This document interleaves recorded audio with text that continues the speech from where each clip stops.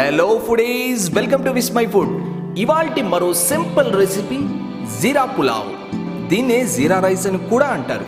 పెద్దగా టైం కూడా అవసరం లేదు, జస్ట్ 5 నిమిషాల్లో రెడీ అయిపోతుంది ఈ రెసిపీ.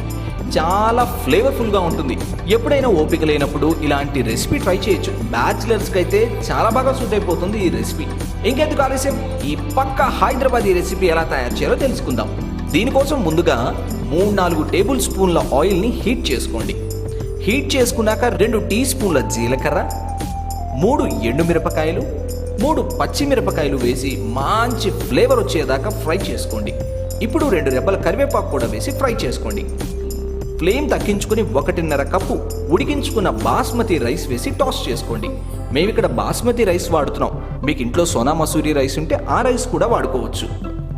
టాస్ చేసుకున్నాక రుచికి సరిపడా ఉప్పు కూడా వేసుకొని బాగా కలిసేలా మరోసారి టాస్ చేసుకోండి. ఇప్పుడు ఓ కట్ట కొత్తిమీర తరుగు వేసి టాస్ చేసుకొని పైపింగ్ హాట్గా ఉన్నప్పుడు ఎంజాయ్ చేస్తే ఆ మజానే వేరు. చూసారా ఎంత సింపులో?